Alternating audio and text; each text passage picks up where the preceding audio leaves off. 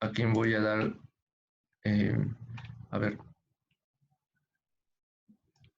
quién va a dar la disertación sobre el tema. César, ¿me escuchas?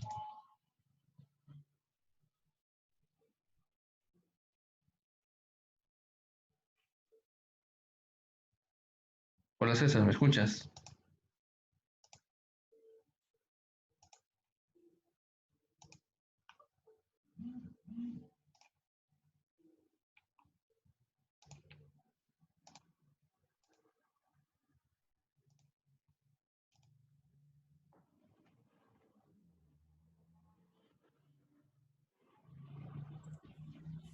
Humberto, ahora sí.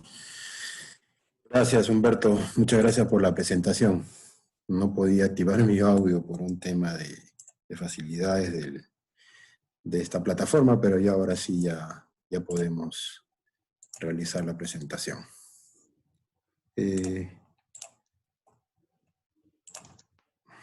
Humberto, ¿me confirmas, por favor, si se aprecia la pantalla? Sí se ve, César. ¿Sí? ¿Ahora sí? Perfecto, se ve muy bien. Listo, muchas gracias. Bueno, ahora sí. Bueno, en principio, agradecerle a Humberto y a su organización por la invitación, ¿no? Siempre es un placer para mí poder apoyar y compartir conocimientos con otros colegas del sector y que están involucrados en los temas de seguridad. Entiendo que quizás la mayoría de los que participan en la presentación creo que están muy involucrados en los temas de seguridad ocupacional, pero a la vez quieren también conocer este tipo de metodologías que se utilizan mucho más en seguridad de procesos, ¿no? Entonces, vamos a hablar un poco acerca de ello, vamos a desarrollar un poco, sí, fue un reto para mí, bueno, siempre es un reto para mí tratar de condensar los conocimientos en poco tiempo, no disponemos de 50 minutos aproximadamente, pero bueno, se ha hecho el esfuerzo para tratar de acelerar, de condensar en pocas presentaciones, en pocas láminas, un poco de conocimiento sobre la metodología HACCP, por lo menos una introducción. En el curso que se dictará más adelante ya se podrá apreciar de mejor manera, veremos pues con más nivel de detalle todos los elementos que corresponden a la metodología HACCP. Bueno, ya Humberto ha hablado acerca de mí, muy rápidamente soy ingeniero mecánico, para aquellos que no me conocen. Tengo aproximadamente unos 20 años de experiencia en el sector hidrocarburos, sobre todo en la parte de midstream y downstream, ¿no? He trabajado en plantas de procesamiento de gas natural, refinería de petróleo, ductos de transporte, terminales y plantas de abastecimiento, etc. Los 10 últimos años me estoy dedicando mucho a lo que son estudios de seguridad, ¿no? Sobre todo estudios de riesgo de procesos, para industrias de hidrocarburos, química, minería, energía y de alimentos. Porque para aquellos que no conocen mucho sobre el tema, déjenme decirles que la seguridad de procesos se aplica no solamente a los hidrocarburos y a lo químico, que es lo principal, ¿no es cierto? También se aplica a minería, energía, en fin, todo tipo de industrias, ¿no? Eso me ha permitido a mí poder apoyar a diferentes empresas en las cuales he tenido oportunidad de trabajar para tratar de solucionarles sus problemas en cuanto a riesgos. Bueno, y para comenzar un poco a hablar el por qué utilizar,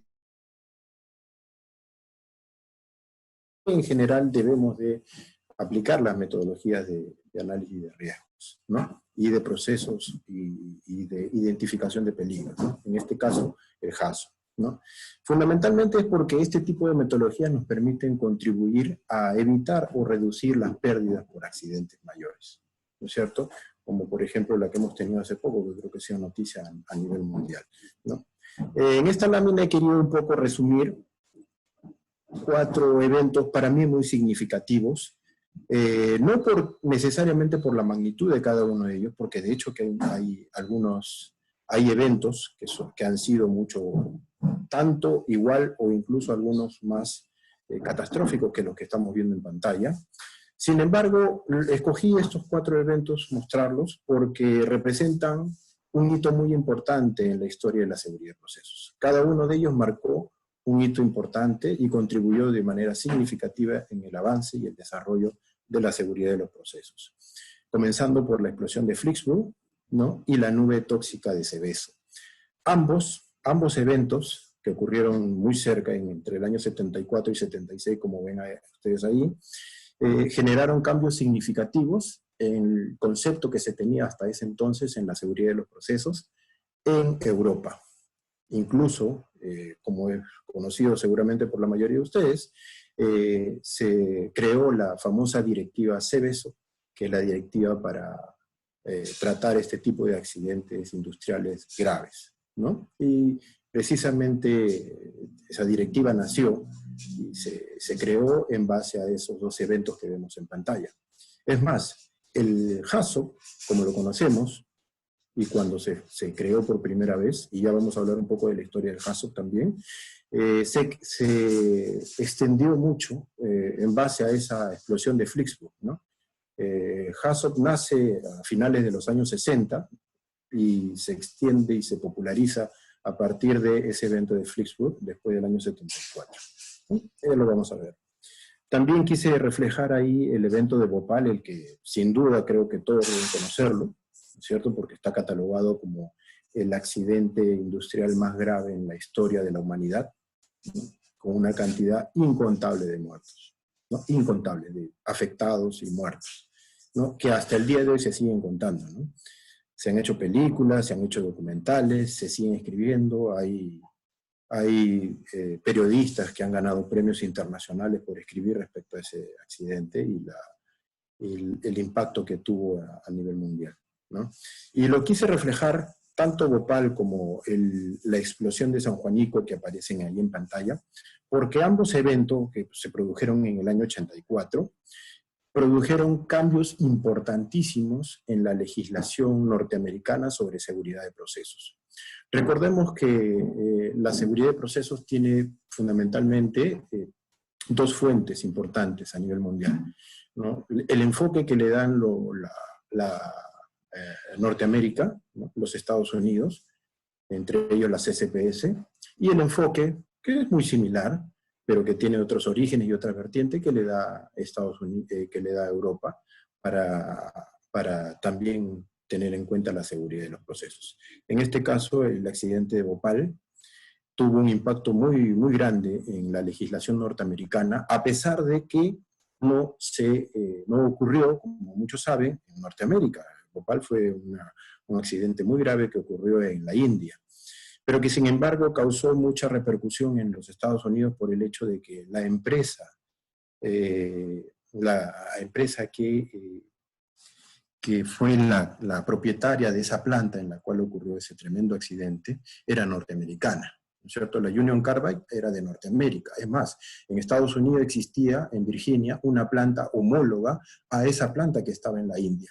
Solo que en Estados Unidos, en esa planta homóloga, no les permitieron llevar a cabo ese proceso con isocianato de metilo, que sí se lo permitieron en la India y que vimos cómo terminó, ¿no? Ese evento, a pesar de que no tuvo lugar en los Estados Unidos, causó cambios tremendos en la legislación norteamericana, ¿no? Es más, la CCPS, como la conocemos, muchos conocerán a la CCPS, el Centro de Seguridad de los Procesos Químicos en Estados Unidos, se creó en base a ese evento de Bhopal. Meses después de Bhopal nace la CCPS, ¿no? Y San Juanico, ¿no? O San Juan, como lo conocen algunos, para mí también es un evento muy importante, porque contribuyó también a los cambios, a las legislaciones en el tema este que les mencionaba en los Estados Unidos para la concepción de la seguridad de los procesos, pero sobre todo en Latinoamérica nos ayudó mucho también un poco a entender de una mejor manera el impacto que puede generar un evento de este tipo, ¿no? Este nivel de accidentes. O sea que antes de ello, salvo otro evento que hubo en Venezuela, que también fue terrible, pero creo que no hubo uno como este, que estaba muy cerca de los Estados Unidos, que estaba en México, y que generó un impacto tal en una nación latina que no estaba acostumbrada a este tipo de escenarios, ¿no? Entonces, lo interesante lo interesante de estos accidentes graves que han ocurrido a nivel mundial es que ha permitido a varios expertos desarrollar estudios que permitan, como se dice, aprender de las lecciones, ¿no? Entre ellos tenemos, por ejemplo, este es un resumen de uno de esos estudios, que muestra los factores comunes entre los accidentes graves que ocurrieron, ¿no? Este es un estudio que desarrollaron los expertos de la CSB entre diferentes accidentes industriales. Y lo que pudieron determinar es que la gran mayoría de accidentes graves industriales tenían estos elementos en común que estamos viendo en pantalla, ¿no? Como por ejemplo el hecho de no percibir el riesgo, falta de disciplina operacional, no considerar incidentes previos, una cultura de seguridad deficiente, creer en la infalibilidad de los sistemas de control, falta de mantenimiento, incomprensión de riesgos de proceso y control, etc. He remarcado de color rojo tres factores que ven en pantalla, que es el que no percibir el riesgo, creer en la infalibilidad de los sistemas de control y la incomprensión de los riesgos de proceso y control, porque precisamente el HACCP en específico y las técnicas de PHA, ¿no? Las técnicas de análisis de peligro de proceso permiten visualizar y mejorar ese tipo de factores, ¿no? La mejor forma de percibir el riesgo es desarrollando un análisis de peligro de procesos, ¿no? La mejor forma de entender que los sistemas de control no son infalibles es a través de un análisis de peligro de procesos. Y de la misma manera, la mejor manera de comprender los riesgos de proceso y controlarlos es a través de un análisis de peligro de proceso, ¿no? El HACCP es una de las técnicas de un análisis de peligro de proceso que nos ayuda a comprender muy bien estos factores y contribuye precisamente entonces a evitar este tipo de accidentes industriales graves, ¿no es cierto? Para aquellos que están muy interesados en la seguridad de los procesos y que desarrollan la seguridad de los procesos, les debe ser familiar esta imagen, ¿no? Sabemos que el sistema de gestión de seguridad de procesos, el PCM, se soporta en 20 elementos, y esos 20 elementos a su vez en 4 pilares fundamentales, ¿no? Entonces, el HACCP o cualquier técnica de PHA, de análisis de peligro de procesos, aporta precisamente al séptimo elemento, ¿no? Que es el elemento de gerenciamiento de peligros y riesgos, ¿no? Es decir, el entendimiento de los peligros y los riesgos, ¿no? Ese es el aporte principal, en este caso, hablando del HACCP, al PCM, ¿no? Hay otros aportes que luego espero en el transcurso de la presentación iremos viendo, pero fundamentalmente es en este séptimo elemento. Un tema importante a considerar, y me toca a mí, antes de entrar a explayarme un poquito más en el HACCP, esclarecer son las diferencias entre seguridad ocupacional y seguridad de procesos, ¿no? Muchos de esos accidentes graves que ocurrieron anteriormente y que acabamos de ver, como estos que estamos viendo aquí, ¿no? Ocurrieron precisamente porque uno de los factores, incomprensión de riesgos de proceso y control. Y es que hay todavía hasta el día de hoy muchos profesionales que no todavía logran entender la diferencia entre seguridad ocupacional y seguridad de procesos, ¿no? Entonces, me toca en esta oportunidad una breve, pero muy breve presentación, tratar de mostrar las diferencias que permitan a todos tener muy claro lo que es seguridad ocupacional y lo que es seguridad de procesos, ¿no? Partiendo del enfoque, como vemos en pantalla. El enfoque de la seguridad ocupacional es fundamentalmente en actos y condiciones inseguras, mientras que el enfoque de la seguridad de los procesos es en las condiciones anormales de un proceso, es decir, en las desviaciones de un proceso, ¿no? En cuanto a las consecuencias, fundamentalmente la seguridad ocupacional se enfoca en las consecuencias de daños al personal. Y hablamos del personal como personal propio de la organización, fundamentalmente, ¿no? Mientras que la seguridad de los procesos se enfoca en evaluar las consecuencias con daños a personas. Y digo personas, generalizo persona y no digo personal, porque precisamente los eventos de este tipo, eventos de seguridad de proceso, tienen la capacidad de generar un impacto que muchas veces se extiende más allá de los límites de la instalación, es decir, más allá de la planta, más allá de la refinería.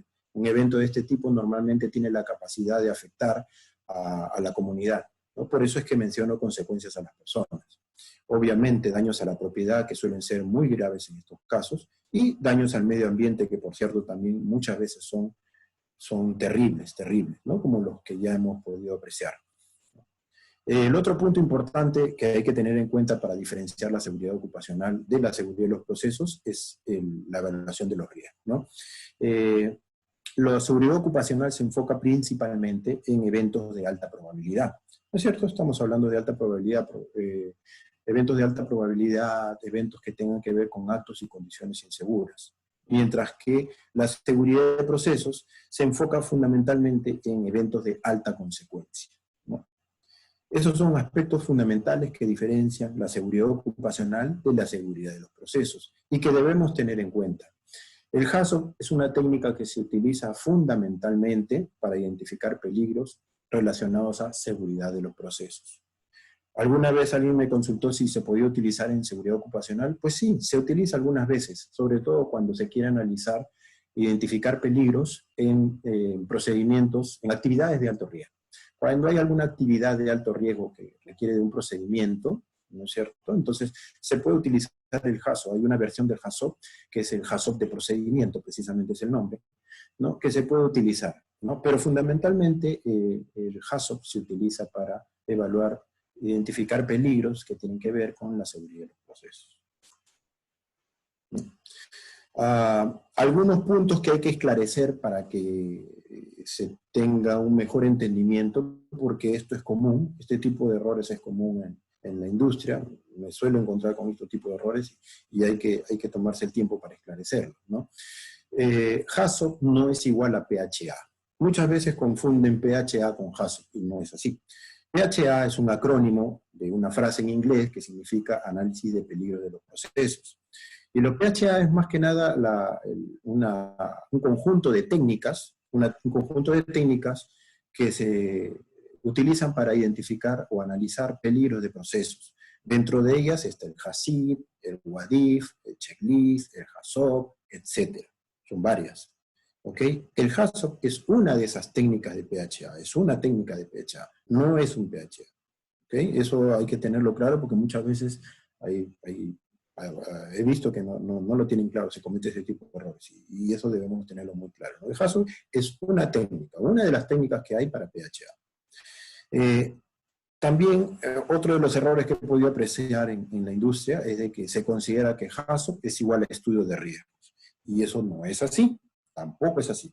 Un estudio de riesgos abarca mucho más que un HACCP, ¿okay? Mucho más. El HACCP podríamos considerarlo como un capítulo dentro del estudio de riesgos. ¿Okay? Pero no es lo mismo HACCP que estudio de riesgo, ¿no? Entonces, para aclarar ese punto precisamente, esta lámina nos muestra, muy resumidamente por supuesto, un diagrama de flujo del estudio de riesgos, ¿no? Normalmente, ¿cómo se desarrolla un estudio de riesgo? Se evalúa primero el proyecto, las instalaciones. Cuando habla de descripción del proyecto se refiere a analizar las instalaciones, los procesos y las operaciones, ¿no? En base a ese análisis se realiza una identificación de peligros, ¿no? Diferentes escenarios de peligro que nos van a permitir a nosotros poder pasar a otra etapa en la que desarrollemos una estimación de frecuencias y probabilidades y una estimación o cálculo de consecuencias, ¿no es cierto? Cuando combinamos la estimación de frecuencias con la estimación de consecuencias, lo que hacemos es una evaluación de riesgo, ¿no? Evaluamos el riesgo para poder establecer si el riesgo es aceptable o no lo es. Si el riesgo no es aceptable, lo que toca hacer es establecer medidas para reducir el riesgo, ¿no? ¿Qué tipo de medidas? Bueno, pueden ser medidas de prevención o medidas de mitigación, enfocadas en reducir el nivel de riesgo. Si el riesgo resulta, en todo caso, aceptable, lo que corresponde es pasar a otro escenario, a evaluar otro escenario, ¿no? Esto, de forma muy resumida, es un diagrama de flujo de cómo se realiza un estudio de riesgos. Y si alguien quiere saber dónde está el HACCP está aquí, ¿ok? Recuerden, el HACCP es una técnica de identificación de peligros por definición. ¿Okay? Es una técnica de identificación de peligros por definición. Y ahí es donde usualmente está el HACCP. ¿Okay? Entonces, ¿por qué a veces surge la confusión de que HACCP es igual a estudio de riesgos? Cosa que ya les dije que no lo es. Porque el HACCP te permite en combinación con otras técnicas, evaluar un riesgo. No solamente quedarte en identificar el peligro, sino también evaluar el riesgo.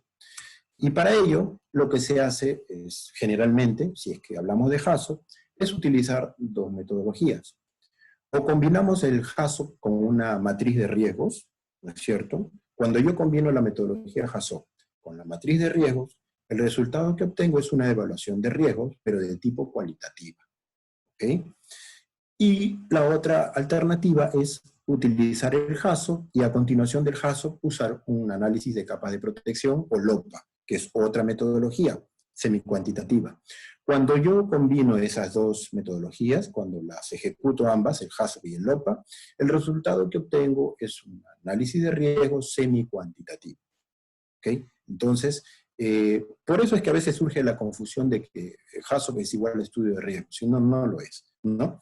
Es más, déjenme decirles que aún utilizando estas técnicas, ya sea HACCP combinada con la matriz de riesgo o el HACCP, y a continuación el LOPA, aún así muchas veces no es suficiente para completar un estudio de riesgos. Eso va a depender de la complejidad del proceso, de la magnitud de la instalación, de diferentes factores que se deben analizar. ¿Okay?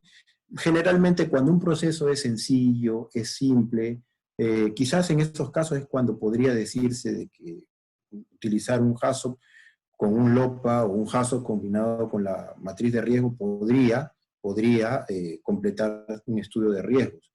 Son casos muy, muy contados. ¿Okay? Son casos muy, muy contados. Tendría que ser un proceso muy conocido y muy sencillo, ¿no? Para poder llegar a decir eso. Lo usual es que no alcanza para un estudio de riesgo, ¿no? Se debe de complementar con otro tipo de técnicas para poder desarrollar un adecuado estudio de riesgos y poder obtener niveles de riesgos firmes, ¿no? en su desarrollo. Y bueno, ahora sí vamos a hablar un poco de HACCP. ¿Okay? Y comenzamos hablando con los orígenes del HACCP. Un segundo, por favor. Muy bien, gracias. El HACCP nace a fines del año 60, por la década de 1960 aproximadamente. A pesar de que muchos le atribuyen, equivocadamente, la creación del HACCP a Trevor Kletz, considerado, por cierto, el padre de la seguridad de los procesos. Los que estamos metidos en eso sabemos mucho sobre Trevor Kletz, ¿no? Es una eminencia, fue una eminencia, lamentablemente nos dejó hace algunos años atrás, pero es considerado hasta el día de hoy como el padre de la seguridad de los procesos. Bueno, el HACCP fue creado por un equipo de profesionales de la ICI, ¿no? La Imperial Chemical Industries, ¿no? Una empresa del Reino Unido. Yo creo que en el mundo, bueno, este es un comentario aparte, en el mundo pocas empresas han contribuido tanto a la seguridad de los procesos como ICI. Y digo pocas porque hay otras, ¿no? Tenemos a Dow, por ejemplo, ¿no? Y tenemos a otras más que en este momento no voy a mencionar, pero que han contribuido mucho a la seguridad de los procesos. ICI fue una de esas empresas que contribuyó mucho. Bert Lawley, en el año 74, publicó su primer paper sobre HACCP, que es el que ven en pantalla. Esa imagen que ven ahí es el primer paper publicado en 1974 por Bert Lawley, ¿no? Y la fotografía que ven ahí, que me costó mucho conseguirla, déjenme decirles, muestra, como ustedes ven ahí, ¿no? Al equipo responsable de definir el HACCP. Si bien es cierto, Lawley fue el que publicó, el que, digamos, puso en papel el HACCP en sí, fue un equipo completo el que se encargó de crear el HACCP y de extenderlo, por cierto, ¿no? Y propagarlo por el mundo entero, hasta el día de hoy, ¿no es cierto? El segundo, contando de la izquierda, es Bert Lawley. Y el cuarto, contando de la izquierda, es Trevor Kletz. Todos los que ven en pantalla son de la ICI, el equipo pionero del HACCP, ¿no? Para desarrollar un HACCP existen normas, existen guías, ¿no? Ahí en pantalla les estoy mostrando algunas de ellas. Las más conocidas son, entre las guías más conocidas está la de la CCPS, que es la primera, la roja, ¿no? La guía para evaluación para procedimientos de evaluación de peligros, perdón. Es la guía más conocida, creo yo, a nivel mundial, a nivel internacional. Y en cuanto a normas, tenemos la IEC 61882, que también está en pantalla, ¿no?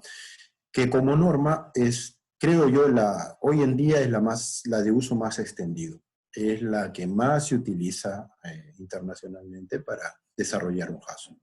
Las diferencias no son muchas, déjenme decirle, ¿no es cierto? Pero sí tienen algunas diferencias entre una y otra. En lo fundamental no discrepo, ¿no es cierto?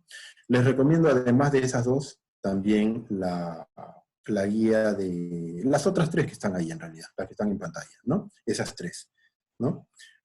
Son muy interesantes, y aquí aquel que quiere conocer el origen del HACCP, lo invito a leer el libro HACCP Hassan de Trevor Kletz, que también es el tercero que está en pantalla. ¿Dónde se emplea el HACCP? ¿No? La técnica HACCP se puede emplear en procesos continuos. De hecho, la principal aplicación del HACCP es en procesos continuos. En procesos por lotes o batch es otra de las aplicaciones. Esa aplicación de procesos por lotes, por batch o por tandas, como le quieran llamar, se suele utilizar sobre todo en industrias químicas. Yo le he aplicado mucho en industrias químicas, ¿no? Procedimientos operativos, les había dicho que hay un HACCP de procedimiento. Podemos analizar procedimientos operativos, ¿no? Pero sobre todo, uno de los aspectos fundamentales en los que es muy útil el HACCP es en las operaciones no rutinarias. ¿Y a qué llamamos operaciones no rutinarias? A los arranques de unidades, arranques de planta, paradas de emergencia, mantenimientos en línea. Ese tipo de operaciones se los conoce como operaciones no rutinarias, porque no son las que se suelen hacer como parte de un proceso normal, ¿cierto? Entonces, pero ahí es cuando el HACCP es muy, muy, muy útil. Yo he podido aplicarla y déjenme decirle que es muy, muy útil. No hay muchas técnicas, de las varias que hay disponibles, no hay muchas que sean adecuadas para ese tipo de operaciones no rutinarias. El HACCP de procedimiento es el que se suele utilizar para ese tipo de operaciones no rutinarias y es muy útil, ¿no? Cabe resaltar que recuerdo en alguna oportunidad haber leído un estudio también que decía que el 60% aproximadamente, el 60% de los accidentes graves industriales que han ocurrido en el mundo ocurrieron durante operaciones no rutinarias, ¿no? A veces nos enfocamos mucho en desarrollar el HACCP para la operación normal, para el proceso continuo, ¿no? O el proceso por lote, para la operación rutinaria, ¿no es cierto? Y dejamos de lado ese tipo de operaciones no rutinarias y nos olvidamos el hecho que, como dice el estudio, ¿no? El 60% de los accidentes industriales graves que han ocurrido en el mundo ocurrieron durante operaciones no rutinarias, ¿no es cierto? Hay que tener cuidado con eso.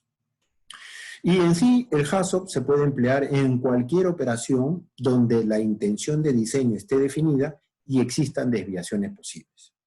Esta última aplicación es una de las aplicaciones por las cuales se suele utilizar mucho el HACCP en industrias que quizás no son consideradas de alto riesgo o en procesos que no son considerados de alto riesgo, pero que se utiliza mucho, como indica ahí, para precisamente evaluar operaciones donde la intención de diseño está muy definida y existen desviaciones posibles.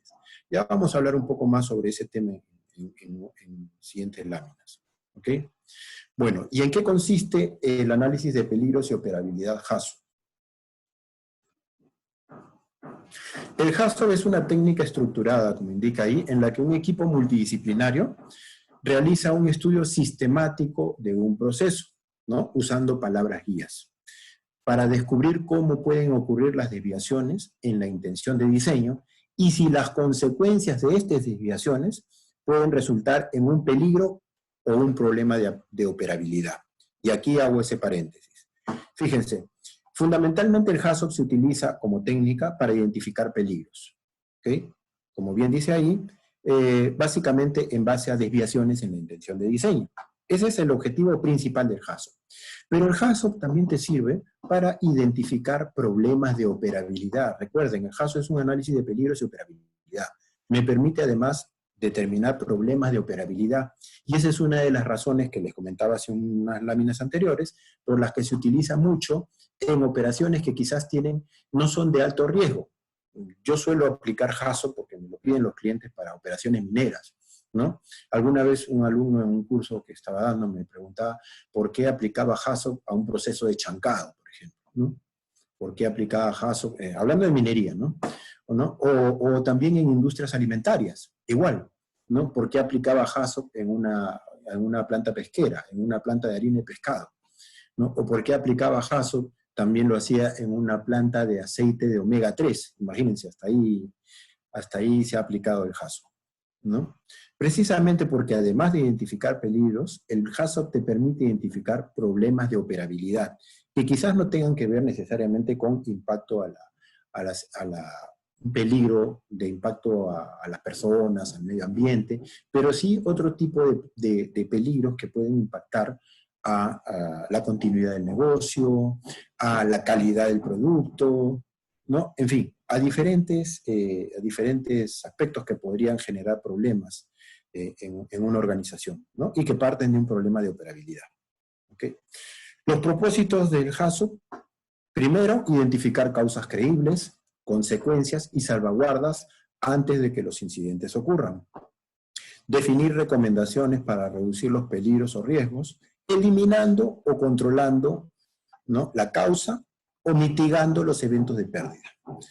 Proporcionar información compatible para estudios posteriores, y eso es cierto. Les decía que el HAZOP en sí no es una técnica que te permita desarrollar un estudio de riesgo completo. Si tú quieres desarrollar un estudio de riesgo completo, tienes que utilizar el HAZOP complementándola con otras técnicas, como por ejemplo el análisis de capas de protección o el LOP, que indica ahí, ¿no?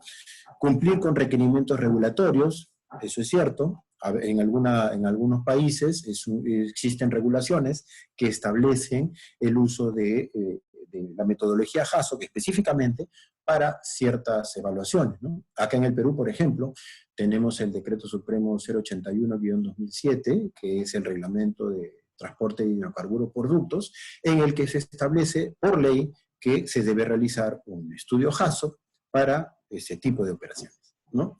A veces se hace por eso, requerimientos regulatorios, ¿no? Y por supuesto también para mejorar la operabilidad de una instalación industrial, lo que les comentaba, ¿no? Por eso es que muchas veces el HAZOP se utiliza en otro tipo de industrias que no necesariamente tienen que ver con industrias de alto riesgo como el sector hidrocarburos o el sector químico o de energía. Entonces, habíamos dicho que el HAZOP es una técnica cuyo fin es identificar peligros en base a desviaciones, ¿no es cierto? Desviaciones en la intención de diseño. Pero partamos por algunos conceptos fundamentales, ¿no? Por ejemplo, ¿qué es una intención de diseño? ¿No es cierto? A ver, una intención de diseño es una descripción, como ven en pantalla, de la operación segura que se espera del nodo, ¿no? Es una descripción de la operación segura que se espera del nodo, precisando los rangos operativos normales de los parámetros más significativos. Es decir, cuando yo establezco una intención de diseño, lo que yo hago en realidad es describir cómo debe ser mi operación normal dentro de ciertos límites operacionales. Por ejemplo, y me voy a adelantar un poquito para darles un ejemplo y que entiendan. Si yo realizo la carga de un tanque de almacenamiento con un fluido determinado, a una presión determinada, no sé, digamos que voy a cargar nitrato de amonio en un tanque a, no sé, pues voy a decir algo, a 120 psi, a una temperatura de 20 grados centígrados, ¿no es cierto? Y con un caudal de 350 galones por minuto. Ok. Esa descripción de la operación que estoy haciendo es un ejemplo de una intención, ¿no? Una intención de diseño, o una intención de operación, le dicen algunas a veces. ¿Ok? Cada nodo debe tener una intención de diseño. Ya vamos a ver lo que es un nodo, no se preocupe. ¿Okay? Pero lo que sí les puedo decir para que lo vayan asimilando es que cuando hablamos de nodo, hablamos de una pequeña parte de un proceso, una sección de un proceso. Cuando yo tengo un proceso completo y lo divido por partes o por secciones para poder hacerlo más manejable, más identificable, ¿ok? A cada sección le coloco un código y cada sección se convierte en un nodo, Ya vamos a explayarnos un poquito más en lo que es un nodo. Pero lo importante en este momento es que cada nodo debe tener una intención de diseño. Eso deben de tenerlo claro, ¿no? La intención de diseño agrupa cada una de las intenciones particulares de los parámetros de proceso utilizados. Lo que les decía, ¿no? Por ejemplo, si yo estoy observando una sección de un proceso, yo tengo que establecer normalmente ese proceso con qué parámetros trabaja, ¿no? Es decir, con qué caudal, a qué temperatura, a qué presión, etcétera, dependiendo de los parámetros relevantes del proceso, ¿no es cierto? Entonces, y los peligros, básicamente un peligro es una condición física o química que tiene el potencial de causar daño a las personas, al medio ambiente o a los bienes, ¿no? Y eso engloba una serie de eventos como fuego, explosión, toxicidad, radiación, peligros mecánicos, incluso mala calidad, lo que les comentaba, ¿no? Básicamente un peligro desde el punto de vista de operabilidad, ¿no? Entre otros. Las desviaciones, una desviación es una condición anormal de un proceso o de un procedimiento, dependiendo de que esté evaluando. Ya les he dicho que me he adelantado a decirles que hay dos tipos de HACCP fundamentales. El HACCP que se aplica para los procesos y el HACCP que se aplica para los procedimientos. Las diferencias entre uno y otro es muy sencilla y lo vamos a ver creo luego, pero tienen que ver con el tipo de palabras guías que se utilizan, que por supuesto para un proceso continuo tiene una configuración determinada, que es la que vamos a ver, y para un procedimiento tiene otra, ¿no?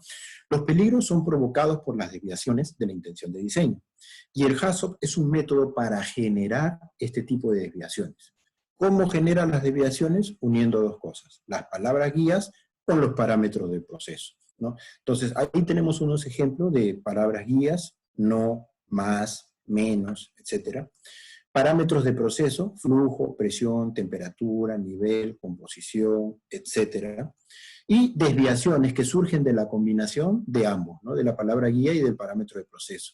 Si yo combino la palabra no con flujo, lo que obtengo es no flujo, una desviación que significa que no hay flujo, ¿no? O más con presión, la desviación que obtengo es alta presión, ¿no? Una desviación en el proceso, una desviación por alta presión. Y así por el estilo, ¿no es cierto? Así es como se forman las desviaciones. ¿Qué son las causas o eventos iniciadores? Habíamos dicho que parte del objetivo del HACCP es identificar causas, ¿no? Las causas precisamente son los eventos que provocan una desviación, ¿okay? Se debe considerar las causas creíbles, ¿okay? Debemos de considerar las causas creíbles que se originan dentro del nodo. Las consecuencias pueden estar fuera del nodo, eso es cierto. Muchas veces se tiene la creencia de que las consecuencias tienen que estar necesariamente dentro del nodo cuando analiza un nodo, y eso no es así, ¿no? Es decir, las causas creíbles son las que normalmente tienen que estar dentro del nodo, pero las consecuencias pueden estar en otro nodo, ¿no?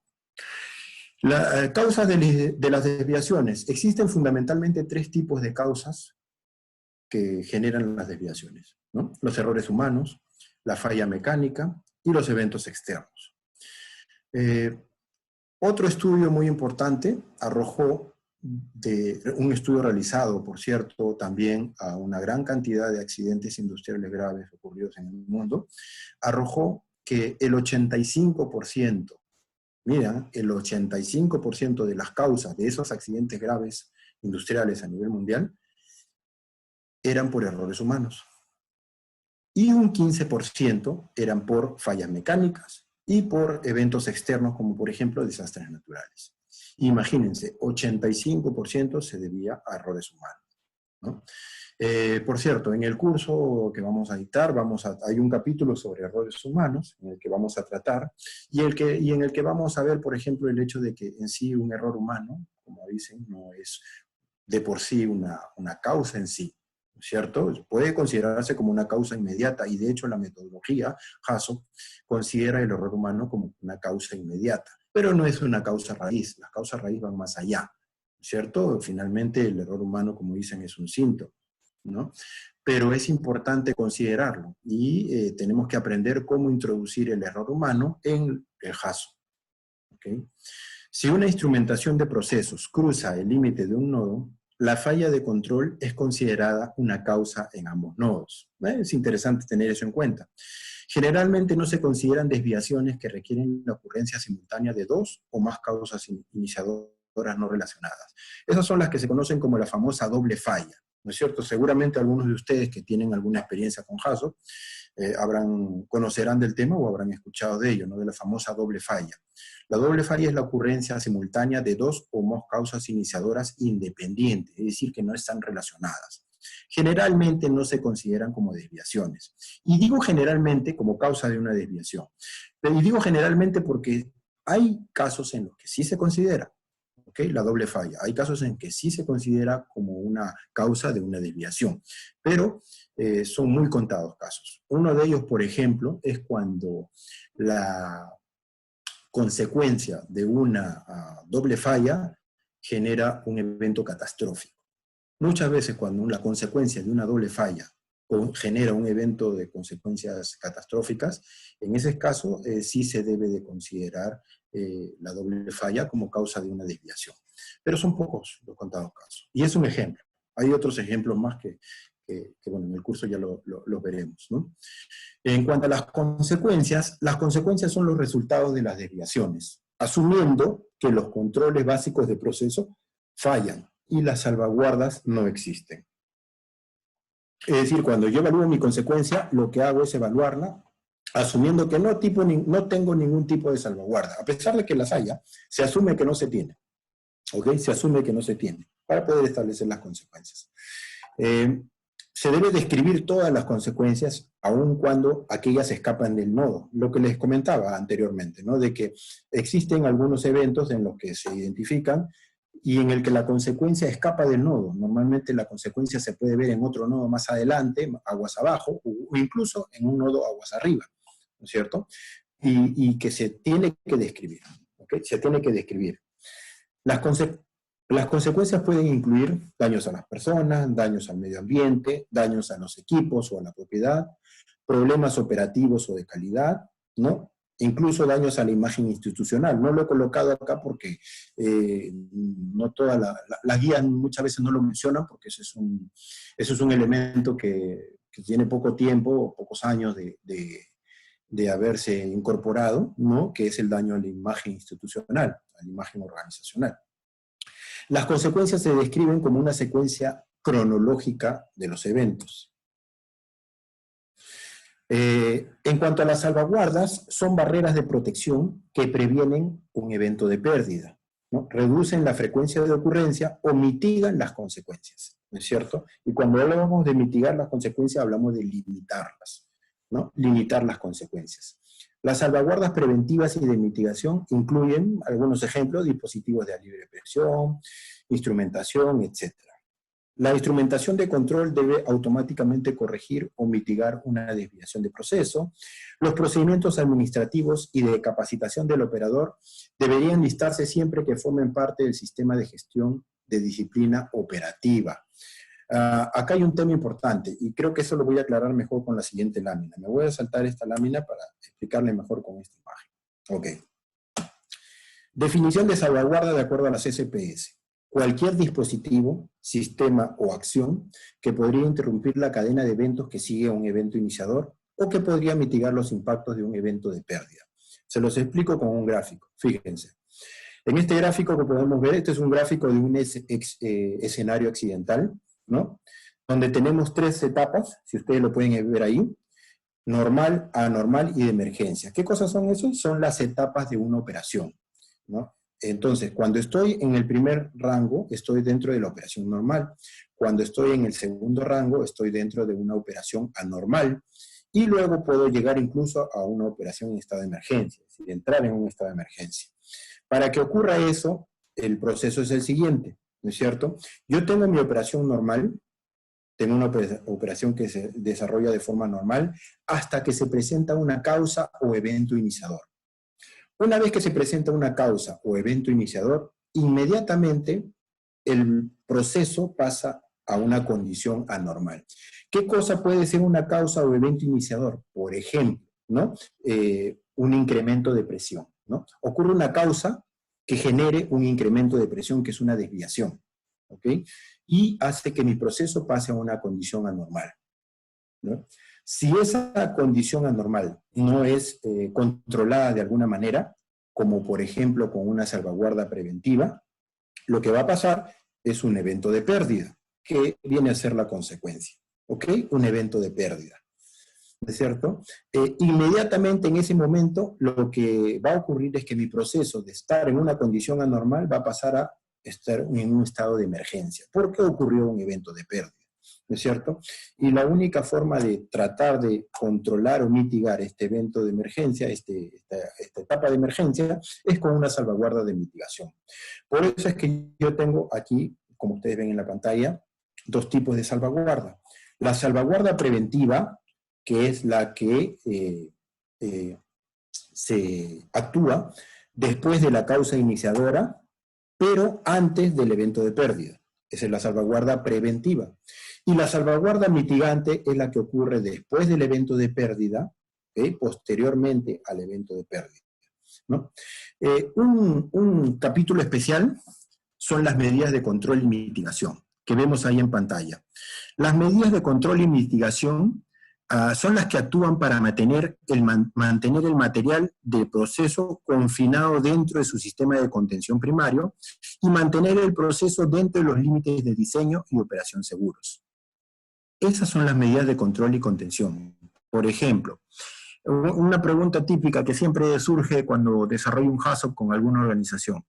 Generalmente quieren validar su procedimiento operativo, ¿ya? Oye, tengo un procedimiento operativo para eso, ¿no? Y lo quieren utilizar para bajar un nivel de riesgo.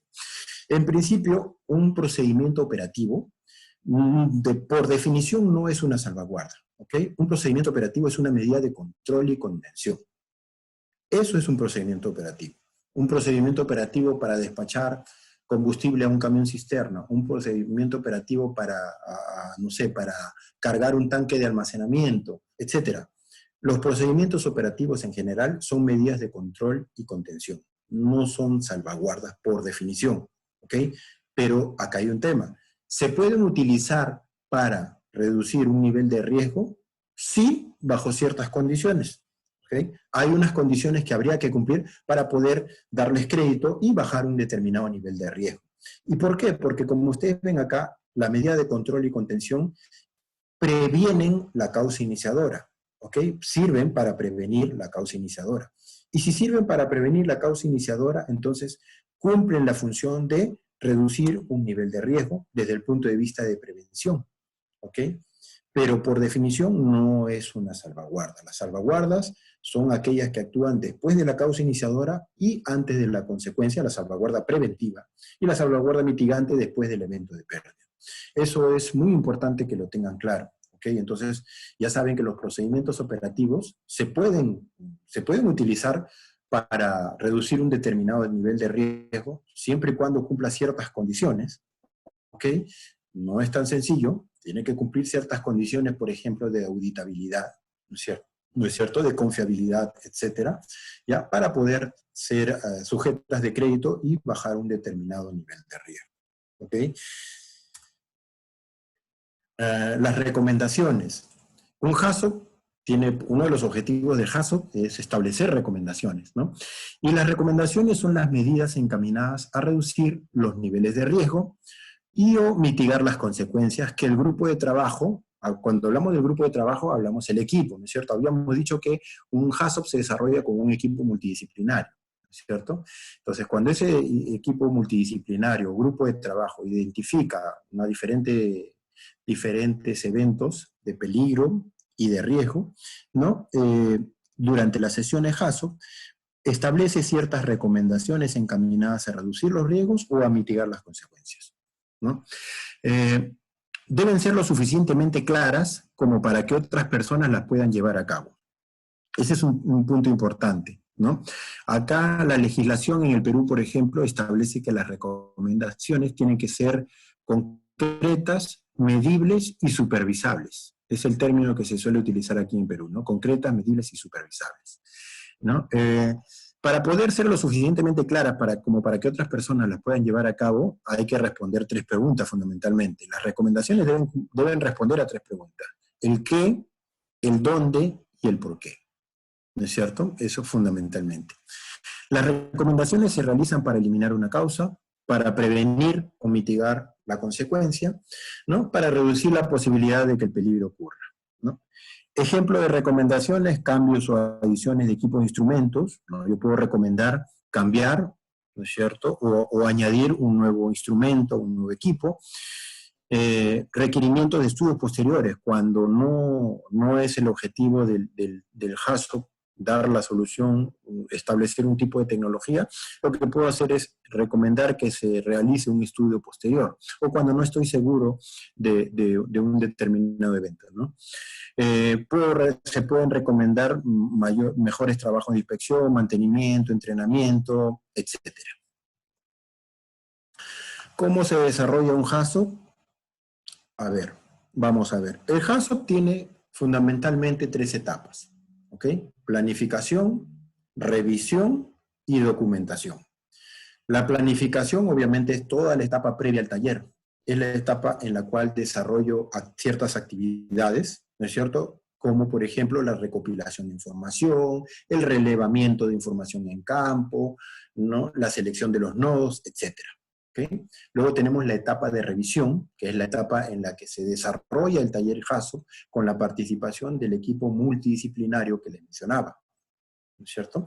Y pues luego tenemos la etapa de documentación, que es en la cual se elaboran los informes de todo el trabajo realizado durante los talleres HACCP, ¿no es cierto? Entonces, un taller HACCP requiere de mucha preparación, requiere de liderazgo durante la reunión. Es importante el liderazgo durante una reunión de taller HACCP. Ya vamos a hablar en una lámina sobre las competencias y las funciones de un líder HACCP, ¿no? La actitud que ven ahí, la actitud es muy importante para un taller HACCP, muy importante, ¿ok? Pasa muchas veces que los miembros del taller HACCP pueden tener toda la experiencia y todo el conocimiento necesario para calificar como miembros de un taller HACCP. Pero si no tienen la actitud necesaria para participar, para trabajo en equipo, la actitud de paciencia, tener todas las características necesarias para querer participar de un taller, pues es mejor no contar con ellos. En la etapa de preparación o planificación, uno de los aspectos más importantes pasa por definir quiénes van a ser los miembros del equipo, ¿no es cierto? A veces no se le presta mucha importancia a eso, pero déjenme decirles por experiencia que es muy, muy, muy importante definir adecuadamente quiénes van a ser miembros del equipo del taller HACCP. ¿Okay? Les decía que la experiencia del grupo en HACCP también es vital, ¿no es cierto? Es muy importante. La calidad de la información que se va a utilizar en el HACCP es vital. Yo no puedo desarrollar un taller HACCP si es que no tengo la información debidamente actualizada, por ejemplo, ¿no es cierto? Si yo tengo un PNID que no está completo, que no está actualizado, no podría desarrollar un taller HACCP, ¿no? Sería perder el tiempo, honestamente, ¿no? Ha habido ocasiones donde me ha tocado esa parte y he tenido que, dependiendo de las diferencias que hay entre el PNID presentado y la realidad, en ocasiones se ha tenido que paralizar o suspender el taller, porque no se tiene la información debidamente actualizada, ¿no? Muy recomendable para evitar eso, por ejemplo, es visitas de campo, ¿no? Para mí un aspecto fundamental es el relevamiento de información en campo.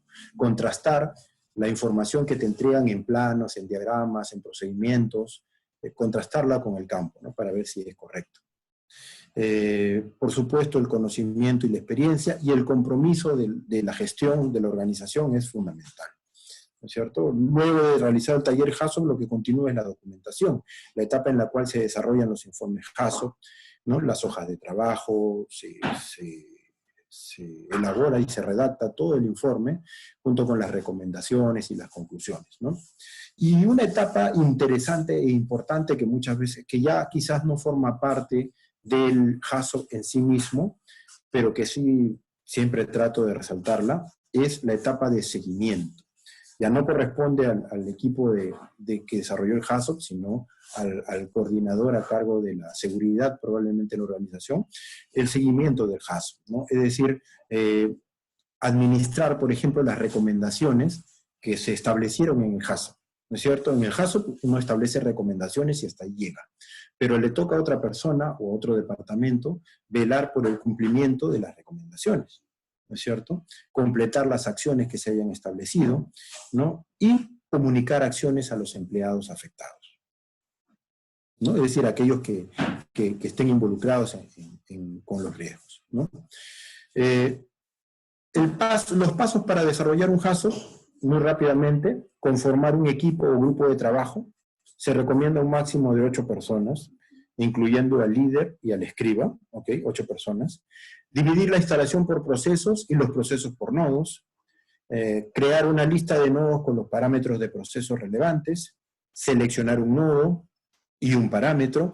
Identificar desviaciones, causas, consecuencias y salvaguardas, es decir, emitir recomendaciones para eventos inaceptables, y pasar al siguiente parámetro, nodo o proceso. Esto es una metodología para poder establecer el HACCP. En sí, la metodología para desarrollar el HACCP no es complicada.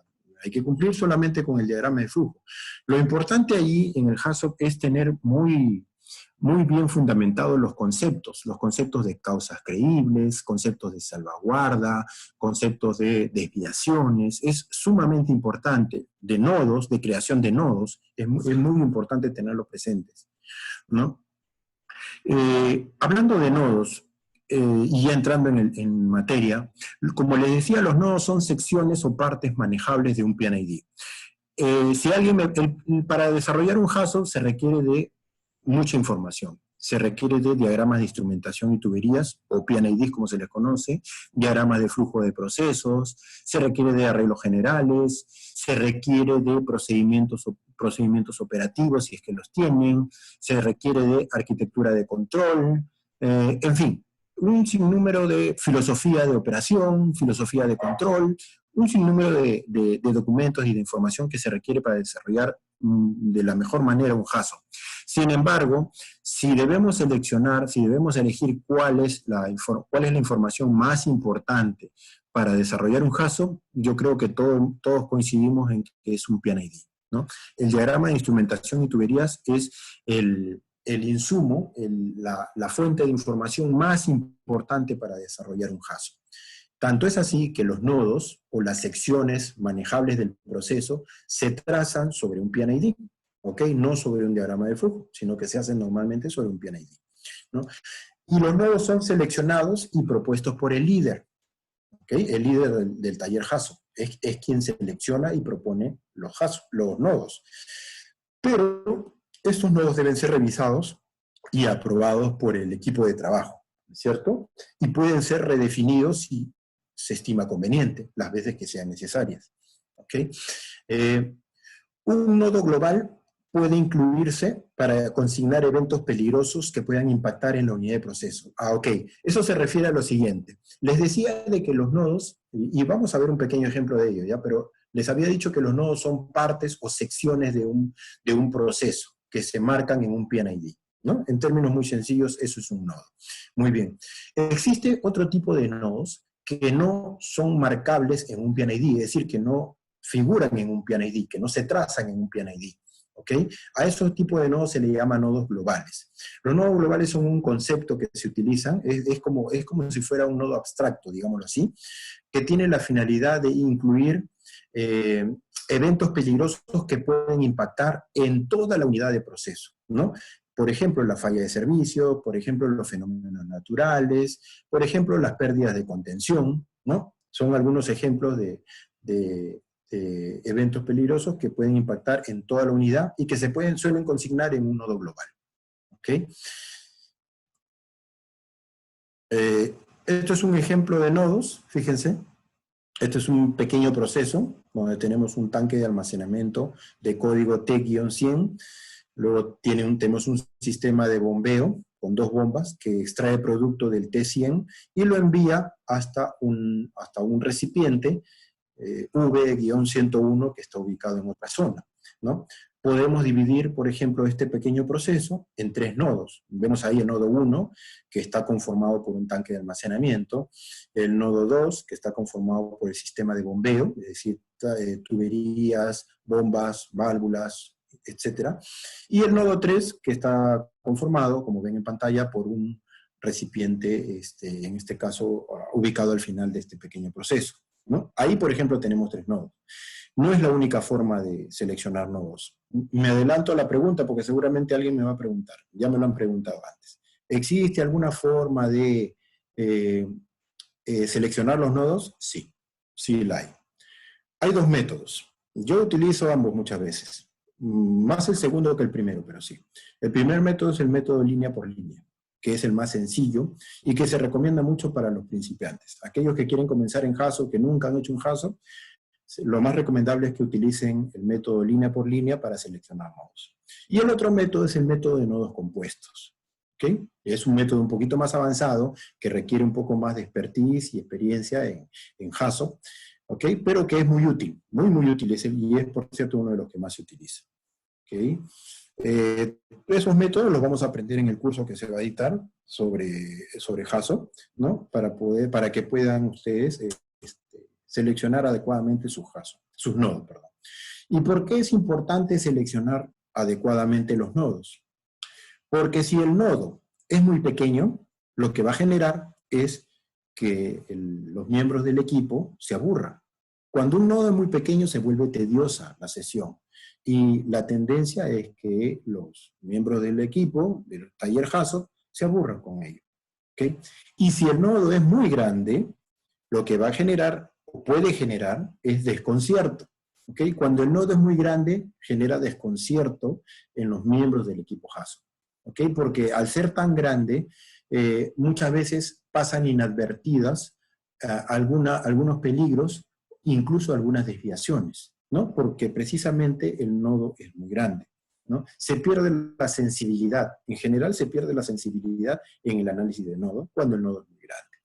Entonces, la clave, ¿cuál es? Seleccionar el número adecuado de nodos, es decir, que no sean muy pequeños y que no sean muy grandes. ¿Cómo se logra eso? Utilizando metodologías, ¿no es cierto? Como les decía, tienen el método línea por línea y tienen el método de nodos compuestos, ¿no?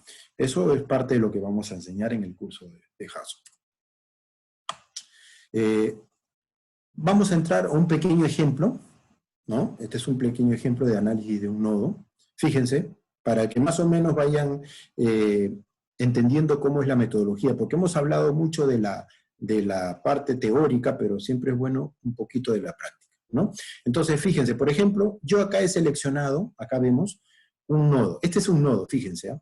Así como habíamos visto en las láminas anteriores, el nodo 1, que era un nodo en un tanque de almacenamiento, ya, imagínense qué es ese. Este es un nodo 1 en un tanque de almacenamiento de gasolina, para ser específico, ¿no es cierto?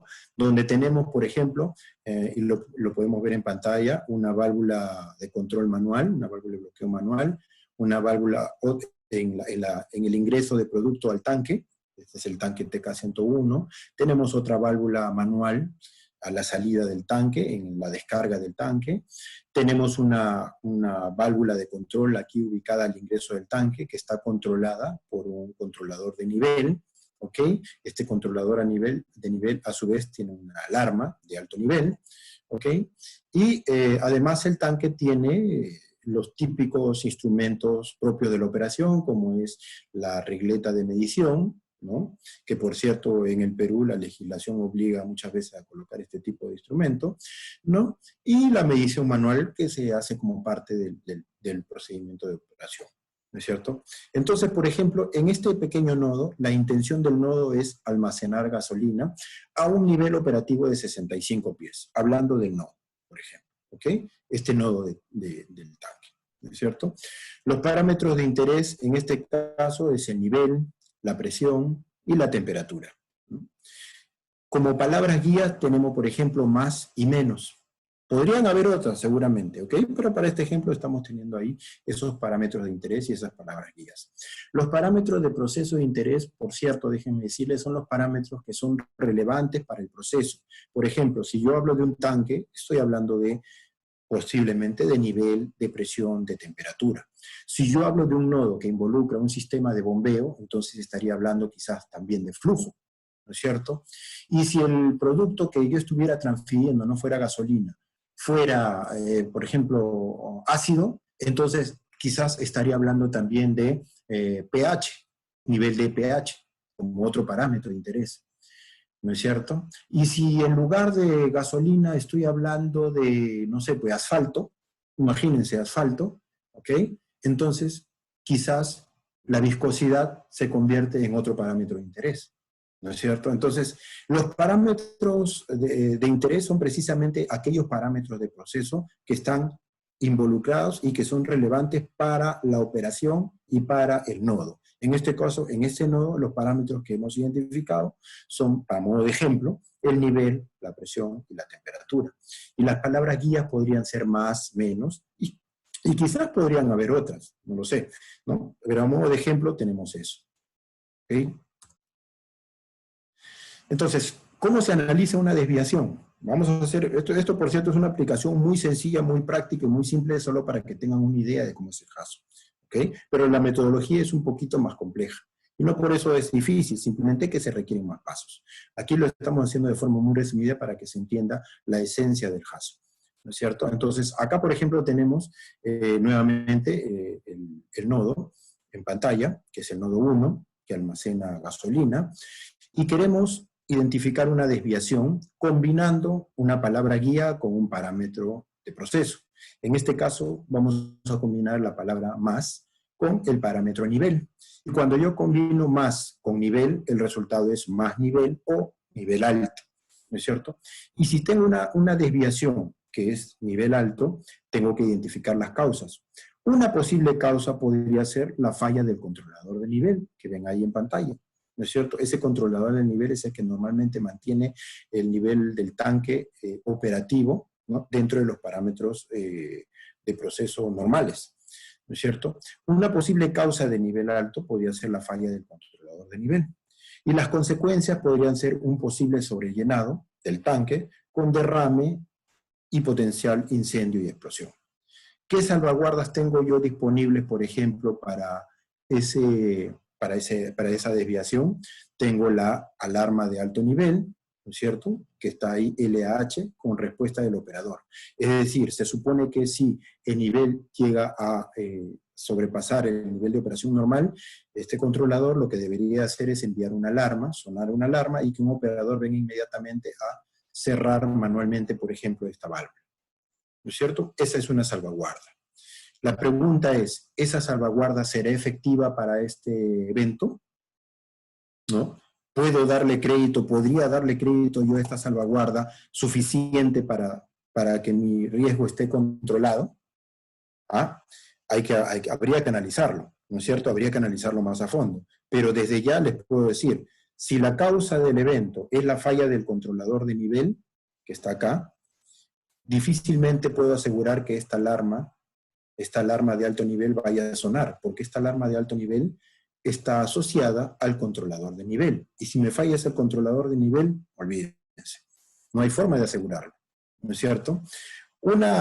Para que una salvaguarda se considere efectiva, tiene que cumplir ciertos atributos que corresponden, y aquí nos vamos a extender un poquitito hablando de LOPA, análisis de capas de protección. En la técnica de análisis de capas de protección existe una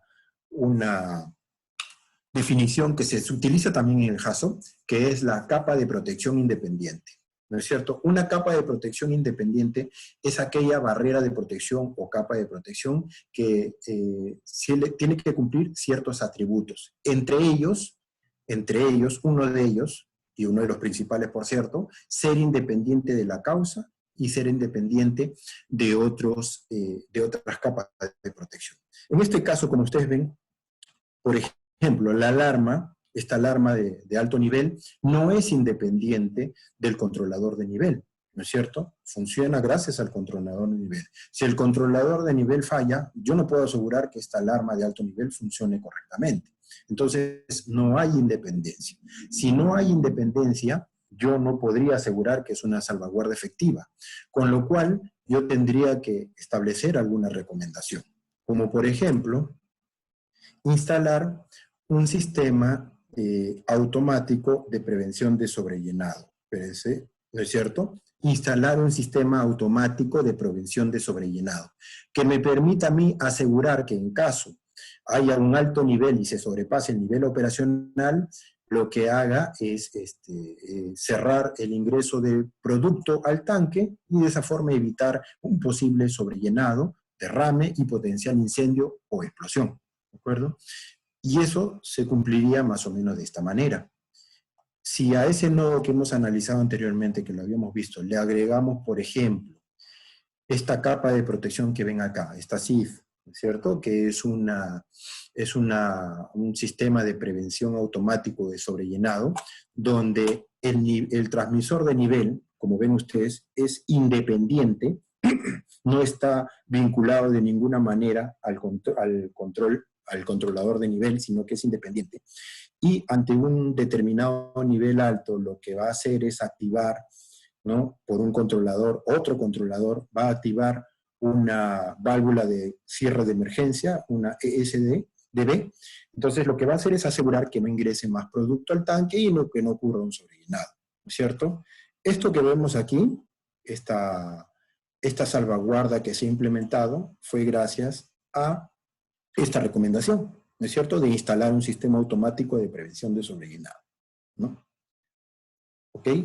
Hasta aquí es la definición de HACCP formal, ¿ok?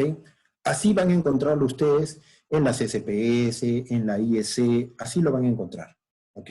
Con una configuración como esta que está acá, ¿no? Desviación, causa, consecuencia, salvaguarda, acción o recomendación. Hasta ahí llega un HACCP típico, ¿ok? Entonces la pregunta es, ¿no? ¿Puedo utilizar yo el HACCP para, además de identificar peligros, analizar riesgos? Porque finalmente, si ustedes se dan cuenta, lo que hemos hecho hasta ahora ha sido muy intuitivo, ¿no es cierto? Hemos establecido una recomendación de forma intuitiva.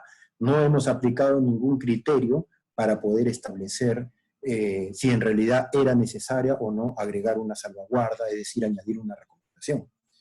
Para eso tendría que, además de identificar el peligro, analizar el riesgo. ¿Ok? Entonces, ¿cómo puedo yo identificar el peligro y analizar el riesgo con el HACCP? Bueno, como les había dicho, una de las formas es combinando el HACCP con una matriz de riesgos. ¿Ok? Cuando yo combino el HACCP con la matriz de riesgos, el resultado es una evaluación de riesgos. ¿Ok? Una evaluación de riesgos donde el formato va a cambiar de forma tal que el formato sea como el que vemos ahora, ¿no es cierto? Tenemos ahora, si ustedes recuerdan el formato anterior, acá la diferencia es que ahora tenemos desviación, causa, consecuencia, criterios de riesgo, ¿no es cierto? Consecuencia, frecuencia, nivel de riesgo, inherente, riesgo inherente, propio de la operación, ¿ok? Sin considerar las salvaguardas. Luego tenemos las salvaguardas, ¿no? Posteriormente tenemos el riesgo actual, ¿no es cierto? Y la recomendación. Este análisis o evaluación de riesgo solo es posible cuando yo combino el HACCP con la matriz de riesgos. Si ustedes revisan la guía, como que lo vamos a hacer en el curso, si ustedes revisan la guía de las SPS o revisan la guía de la IEC, solamente van a encontrar que las guías los llevan hasta este punto. Hasta aquí llega la guía. Lo que te dice la guía, sí, es de que, o la norma, ¿no? En este caso la IEC.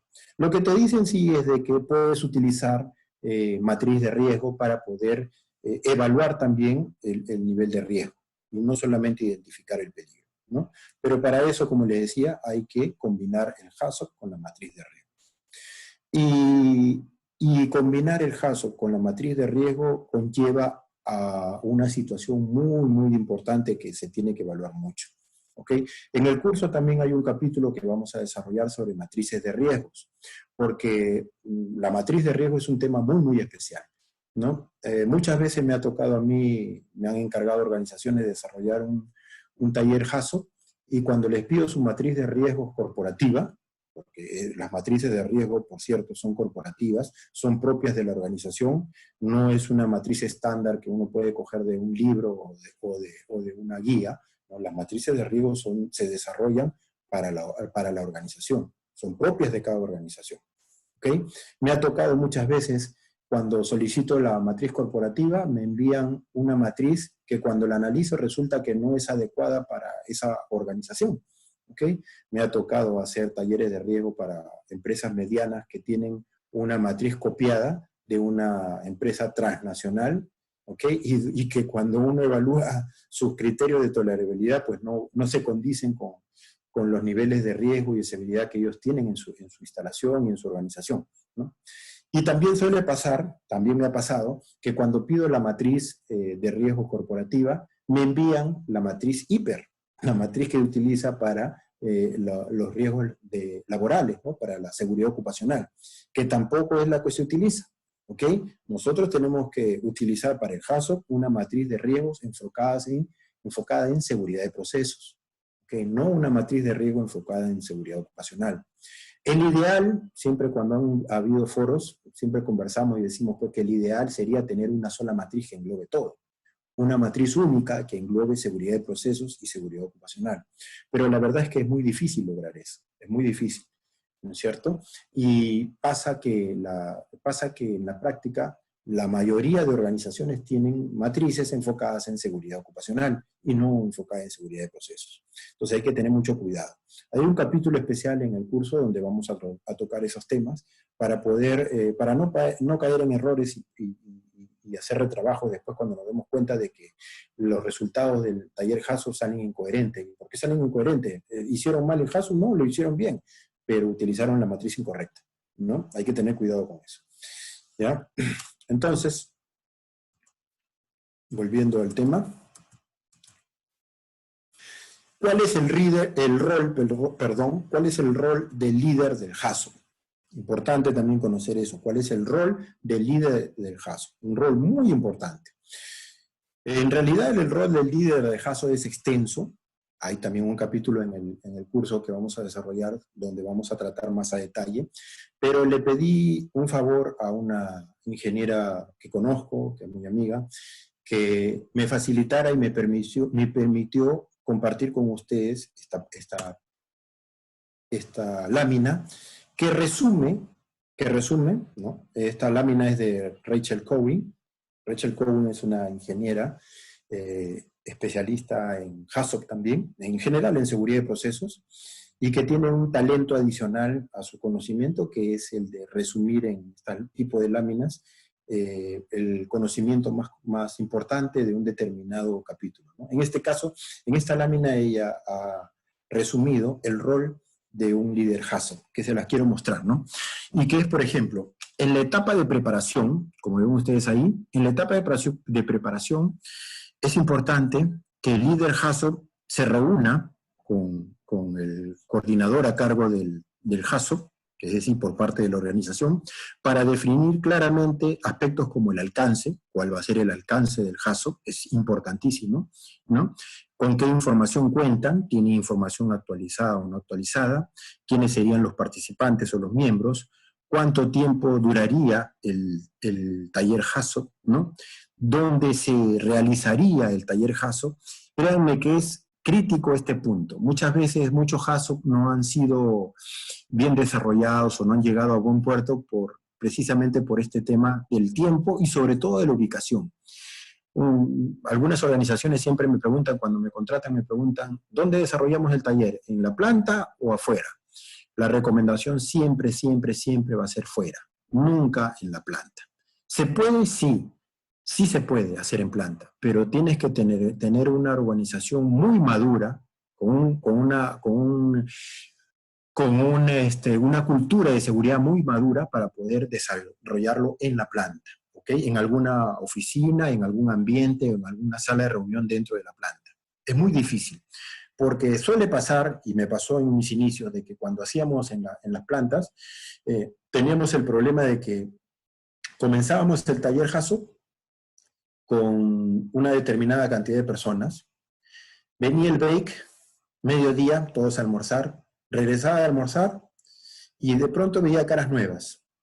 Pero bueno, fuera pues caras adicionales nuevas. No, caras nuevas, o sea, no veía las anteriores. Oye, ¿qué pasó? Y el señor, no, que el ingeniero tal tenía que hacer tal cosa y yo he venido en su reemplazo. Pero por si acaso yo tengo más años de experiencia, ¿no? Lo primero que decían, ¿no? ¿Ya? O temas como que estamos desarrollando el HASOP media mañana y de pronto empieza a sonar las radios, empieza a sonar los celulares, ¿no? Requiriendo, disculpe, un momentito, tengo que salir, 10 minutitos y regreso. ¿Ya? Ese tipo de cosas es terrible, déjeme decirle, es terrible. ¿Ok?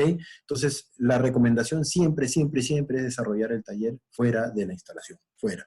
¿Okay? Como les digo, no es que no se pueda hacer dentro, es posible. Es más, soy honesto, ha habido un par de oportunidades donde sí lo he hecho dentro de la organización, pero tiene que tener una cultura de seguridad muy madura la organización para entender que un taller como estos es a dedicación exclusiva. No es que voy mediodía y el otro día mando a otra persona. O no es que hoy voy y mañana, hoy sí voy y mañana no.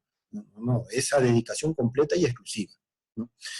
Otro rol que debe desempeñar durante la preparación el líder es seleccionar los nodos, como les había dicho, ¿no? Es importante, en base a la información, seleccionar los nodos. Pero recuerden que esos nodos tienen que ser revisados en conjunto con el equipo y deben ser aprobados antes de comenzar. Es decir, el equipo tiene que aprobar esos nodos, porque precisamente es el equipo quienes tienen un mejor conocimiento del proceso, incluso más que el líder, ¿cierto? Entonces son ellos los que tienen que dar el visto bueno de que los nodos son los adecuados, ¿ok? También el líder del proceso tiene que preparar las hojas de trabajo. Un HASOP no se desarrolla con un papel en blanco. Normalmente a un HASOP uno va con unas plantillas preparadas, ¿no es cierto? Unas plantillas con ciertos escenarios, desviaciones identificadas que van a servir de alguna manera para fomentar la creatividad e incentivar la discusión entre los miembros del panel, ¿no es cierto? Obviamente no es un papel escrito sobre piedra, no es letra escrita sobre piedra, es decir, son solamente plantillas que se pueden modificar, se pueden eliminar, se pueden ampliar, dependiendo de lo que determine el equipo, ¿ok? Y durante el taller propiamente dicho, el rol del líder de HASOP pasa por informar, en principio, informar al equipo. ¿Informar sobre qué? Informar al equipo sobre el proceso del HASOP, cómo se va a desarrollar el HASOP, ¿ok? Sobre las reglas, se tienen que acordar reglas para el desarrollo del HASOP. Muchas veces, en una de las láminas les había comentado que el HASOP se basa en causas creíbles, ¿ok? Entonces, definir el término de creíble muchas veces es un poco difícil. Entonces, hay que ponerse de acuerdo con los miembros del taller sobre algunos criterios principales que se establecen para causas creíbles. Y en base a eso, pues, trabajar, desarrollar el HASOP, ¿no?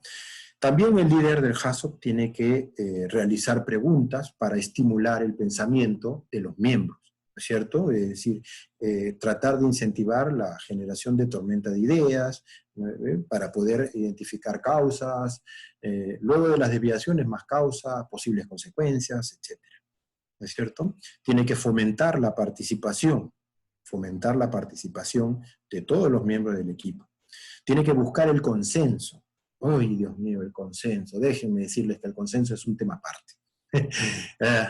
Dependiendo de los equipos, de los miembros, a veces lograr el consenso es muy difícil, pero es la tarea que toca a todo líder.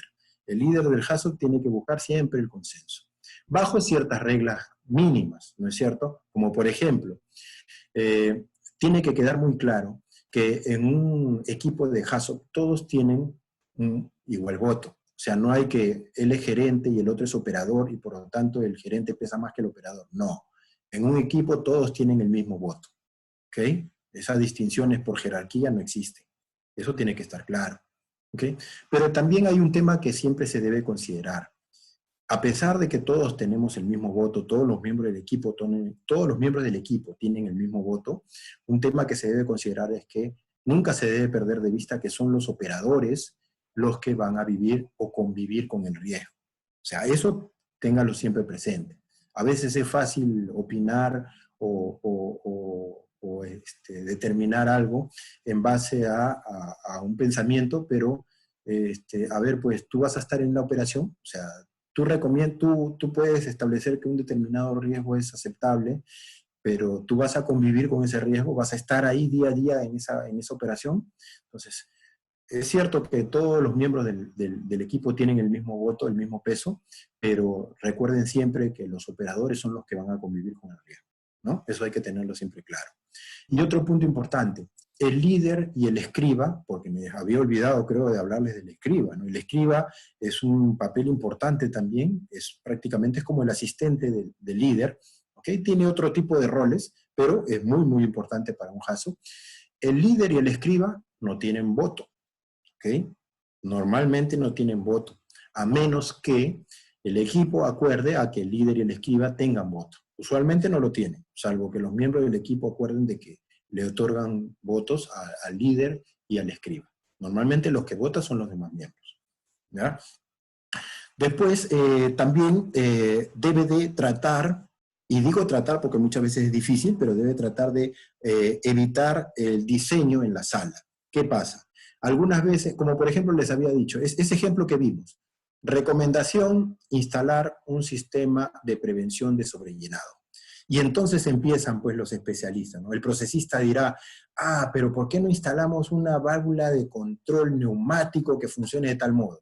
Y el instrumentista dirá, no, pero neumático no, porque no tenemos aire disponible, mejor hagamos de activación eléctrica. O sea, empiezan a entrar al nivel de detalle de tratar de diseñar la recomendación. Y no es la función del HACCP.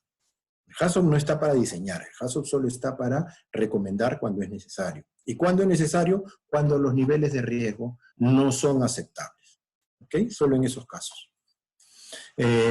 Luego que se termina, una vez que se termina el taller, las funciones del escriba pasan por, del líder pasan por asistir al escriba, aquí por ejemplo viene el escriba, asistir al escriba para registrar, para redactar el informe del taller HACCP, para aclarar de repente algunas recomendaciones que no estuvieron muy claras, ¿no? Resaltar un poco algunas acciones que quedaron como parte de las recomendaciones, etc. Es para precisar, ¿no es cierto? Para precisar de mejor manera el informe del HACCP. ¿Okay? ¿Ya? Y luego de ello, tiene que tomarse unos minutos para compartir con el cliente, es decir, con el coordinador de HACCP, por parte de la organización, para explicarle un poco los alcances del HACCP, ¿no? Cuáles fueron los resultados, cuáles fueron las recomendaciones, las conclusiones, etcétera, del HACCP, ¿cierto? Entonces, esos son principalmente las funciones que debe cumplir un líder HACCP, de forma muy resumida, y le agradezco a Rachel, por cierto, por su presentación, que es brillante, la admiro mucho por eso, de verdad que tiene una creatividad tremenda. Bueno, y creo que con esto ya vamos cerrando con las ventajas y desventajas del HACCP, ¿no es cierto? Ventajas del HACCP: identificar peligros arraigados en el desempeño y el comportamiento humano. Recuerden, el 85% de los accidentes graves a nivel mundial fueron provocados por errores humanos, ¿ok? Como causa inmediata, por si acaso, ¿no? Errores humanos. Entonces, el HACCP es una técnica muy, muy, muy, muy eficiente para identificar peligros arraigados en el desempeño humano y en el comportamiento humano, imagínense, ¿no? También sirve para, o mejor dicho, es útil para identificar peligros difíciles de detectar, analizar, aislar, contar o predecir, ¿no? Es una técnica que es más simple e intuitiva que otras herramientas de gestión. Una vez que dominas la técnica, te vas a dar cuenta que es una técnica muy, muy sencilla y muy simple. Solamente hay que aprenderse la metodología, los pasos a seguir, ¿no? Pero es sencilla. No permite, entre las desventajas, no te permite evaluar peligros que involucran interacciones entre diferentes partes de un sistema o de un proceso. Eso es cierto. Por el mismo hecho, por la misma concepción del HACCP, que se basa en nodos, ¿ok? En dividir, en partir un proceso en pequeñas secciones. Ya desde ese momento, la desventaja que tiene el HACCP es de que no te permite evaluar peligros que involucren interacciones entre una parte del proceso y otra. Es complicado. Hay tips para poder hacerlo, ¿ya? O sea, sí se puede, pero no es propio del HACCP, ¿ok? No es propio del HACCP. ¿Ya? Las buenas prácticas en la industria nos llevan a aprender algunos truquitos para poder considerar esas interacciones, pero de por sí no es el objetivo, ¿ok? Por ejemplo, los efectos dominó. No se puede evaluar con HACCP un efecto dominó, imposible, no hay forma. Los riesgos externos tampoco son muy fáciles de evaluar con un HACCP. ¿Okay? No es que tampoco no se pueda, como les decía, hay tips que te permiten hacerlo, incorporar, pero no es parte de la metodología incorporar riesgos externos en sí. ¿Okay? Si yo quiero evaluar, por ejemplo, no sé, digamos que quiero evaluar, se me ocurre, un tsunami. Oye, ¿qué pasa si ocurre un tsunami? ¿No? Un terremoto, tormentas eléctricas. Hay partes que se pueden, como les decía, sí, hay partes, pero no todo. Sabotaje. ¿Cómo incorporo sabotaje en un HACCP?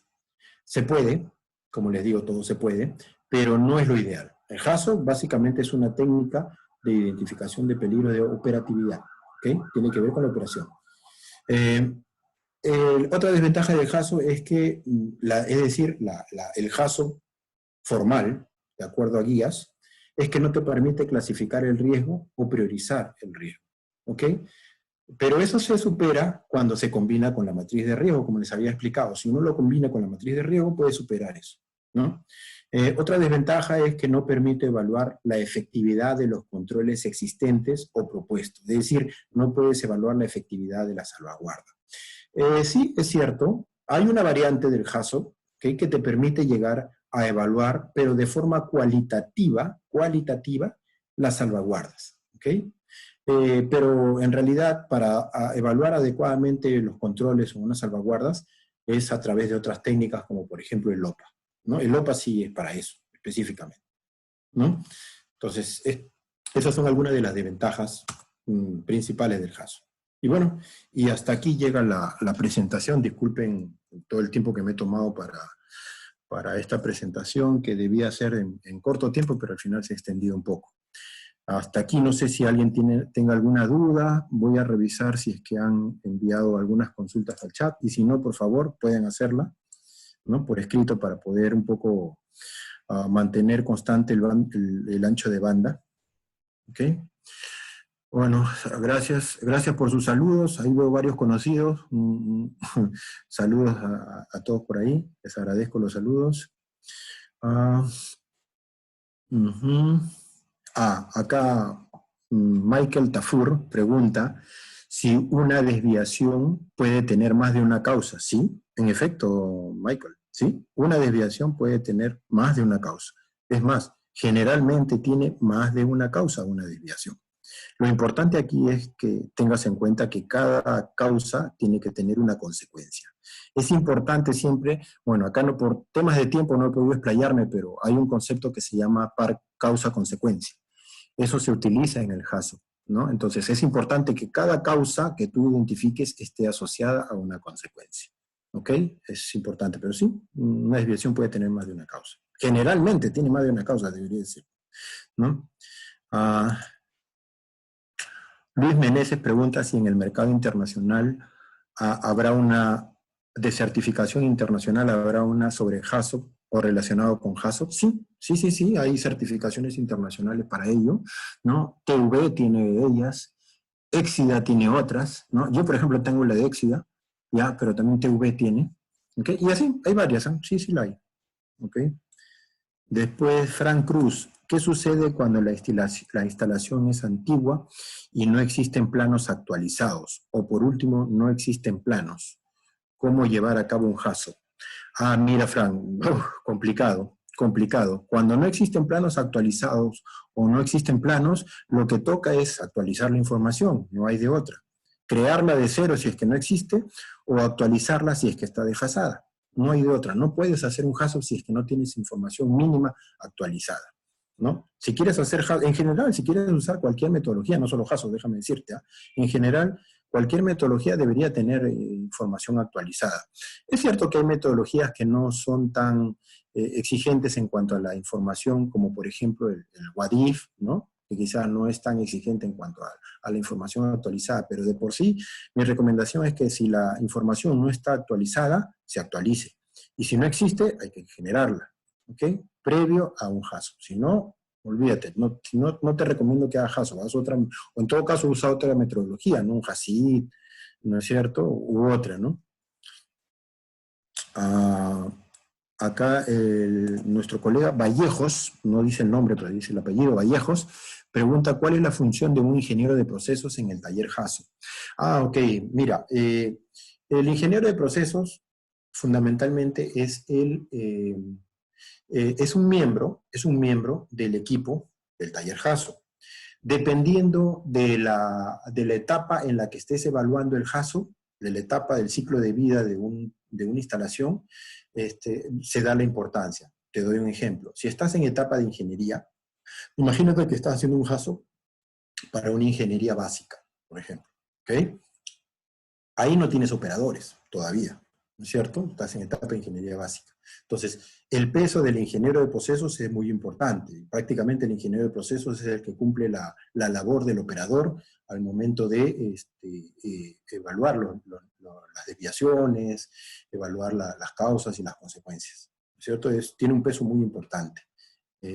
Ya si hablamos de una etapa ya en operación, es decir, voy a hacer un HACCP para una instalación, una planta que ya existe, que ya está operando, dependiendo, ahí sí quizás el operador es el que tiene fundamentalmente el operador es el que tiene el mayor peso ahí en el equipo.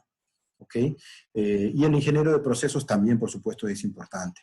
La función de un ingeniero de procesos en sí, una vez que está como parte del equipo, es aportar en base a su conocimiento del proceso y a su expertise en general, en la identificación de causas y consecuencias que puedan generarse por una desviación.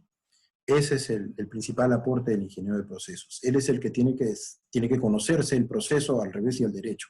Él es el que te va a decir de memoria los parámetros relevantes del proceso. Él es el que te va a decir cuál es la intención del nodo, ¿ok? A veces sin que se la preguntes. ¿Ya? Es muy, muy importante la función del ingeniero de procesos en el taller HACCP. ¿Ok?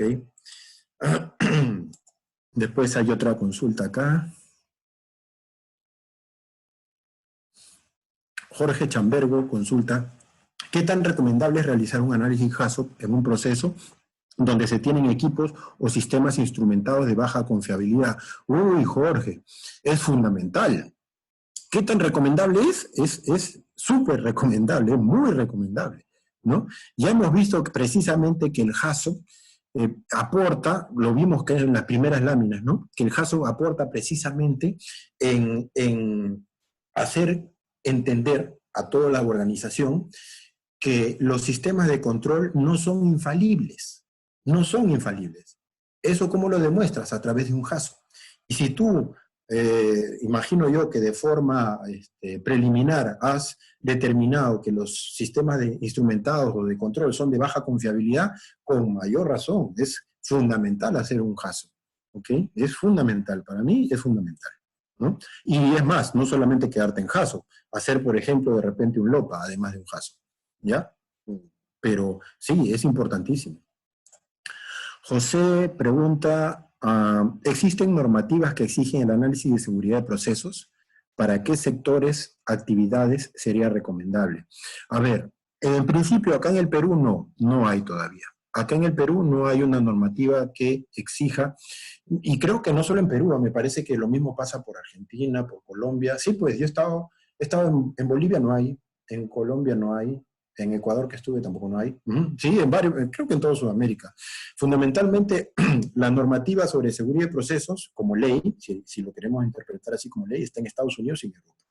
En Sudamérica, como ley, no lo hay, ¿no? Hay muchas empresas que sí es cierto la siguen por buenas prácticas, como parte de su política de seguridad. de su cultura de seguridad, la siguen, ¿no es cierto? Acá en el Perú hay varias empresas grandes que la siguen, ¿ok? Pero lamentablemente no hay una legislación acá en el Perú, sobre todo si estamos hablando sobre seguridad de procesos, no la hay. Lo que hay es algunos atisbos en cuanto a seguridad, ¿no? Por ejemplo, el Decreto Supremo 043, en el sector hidrocarburos, más que nada, porque los demás sectores están sueltos, ¿no? El Decreto Supremo 043, que es el Reglamento de Seguridad para las Actividades de Hidrocarburos, la Resolución de Consejo Directivo 240-2010, etcétera, ¿no? Que son para...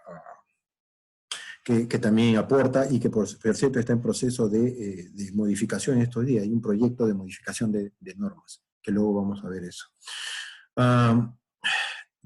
Johnny Palomino pregunta, en su exposición indica que el operador es pieza clave para el análisis de riesgo. ¿Qué pasa si el operador no es parte del equipo?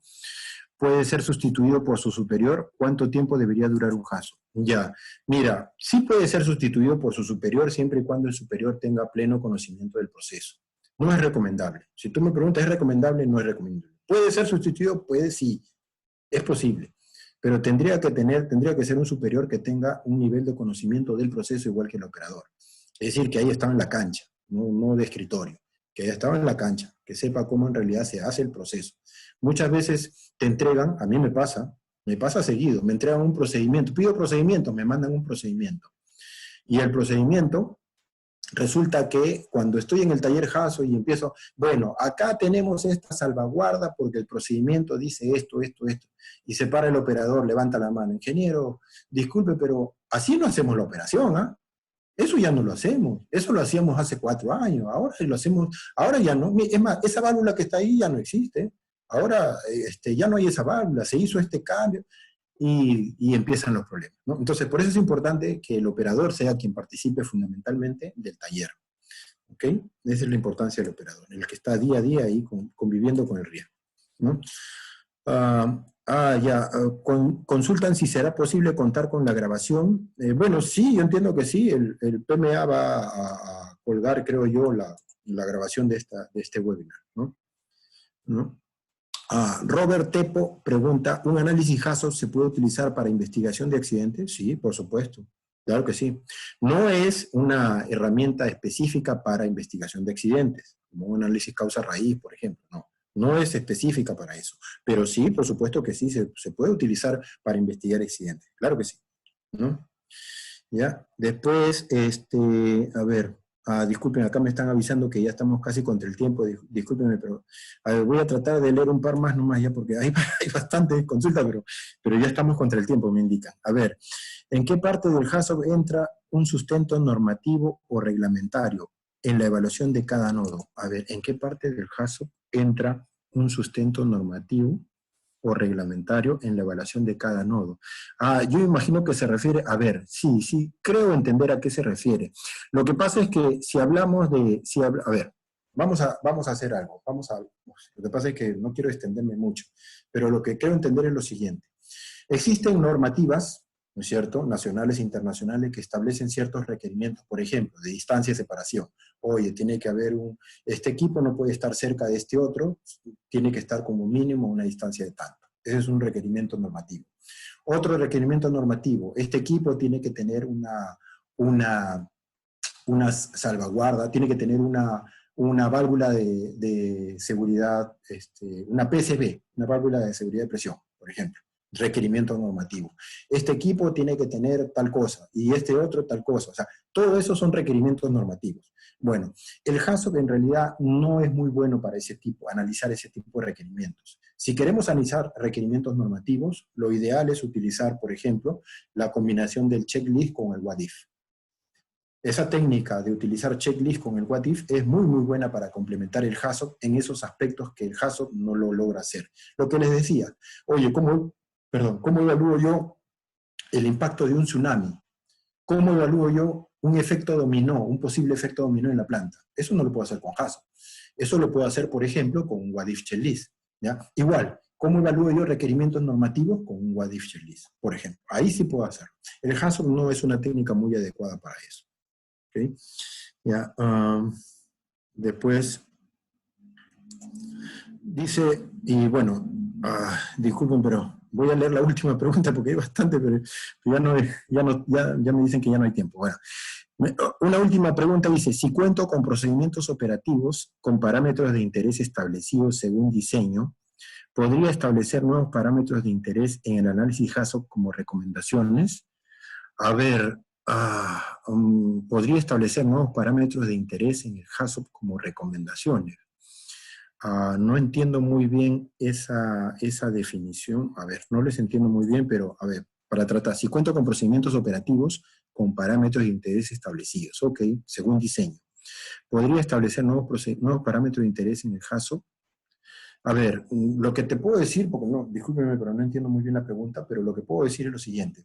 El HACCP se debe de hacer con parámetros de proceso relevantes propios de la operación. ¿Ok? En principio es eso de la operación. No lo ideal, no lo que yo quisiera, no lo que el procesista quiera, no. Tiene que ser lo que es. Oye, el señor en su operación diaria realiza un bombeo a 3.500 galones por minuto y 180 PSI aproximadamente, con eso se hace, con esos parámetros se hace. Este tanque, usualmente, su nivel de operación es, no sé, pues, a 25.000 barriles, ese es el parámetro que tengo que utilizar. No puedo utilizar otro, no puedo crear un parámetro. ¿Ya? Tengo que utilizar el que corresponde. ¿Okay? Que por ahí, a la hora de evaluar desviaciones, resulte que quizás haya que revisar algunos parámetros, sí, eso sí es posible, pero no es parte del HACCP establecerlos. O sea, el HACCP no puede recomendar, oye, baja esta presión de 150 a 120 o esta temperatura de 80 a 60, no es función del HACCP. Lo que en todo caso podría el HACCP hacer es recomendar que sea un estudio determinado, no sé, un estudio X para los parámetros de operación del sistema de tal, del bombeo de tal cosa, ¿no? Precisar eso, pero nada más, ¿no? El resto escapa al alcance de un HACCP. Bueno, disculpen, veo que hay muchas más preguntas, mil disculpas que no alcance el tiempo, pero ya estamos creo que me he extendido demasiado, me he aprovechado demasiado mi amigo Humberto. Humberto, disculpa, me extendí mucho. No sé si quieres comentar algo tú, Humberto.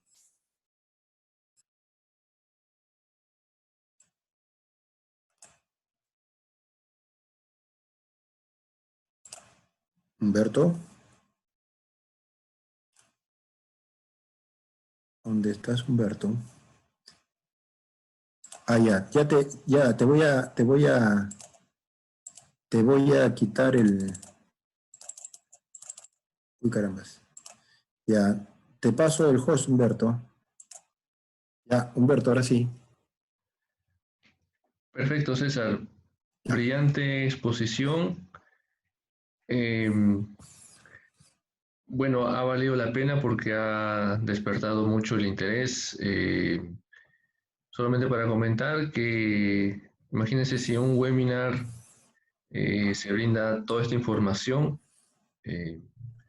¿cuánta información se podría dar en un curso de 16 horas como se va, de 12 horas, perdón, como se va a organizar en la última semana de agosto? Ya la información se va a brindar en las redes de PMA, de Facebook, de LinkedIn. De este servidor, Humberto Perga, también pueden revisar el perfil y ahí se va a completar la información. El webinar va a quedar publicado, va a quedar a disposición de ustedes a partir de mañana, tanto en las redes de PMA como en mi persona, y de repente ha habido problemas de conectividad para que puedan aprovechar el conocimiento que gentilmente César pues, nos ha brindado. Brillante exposición, César.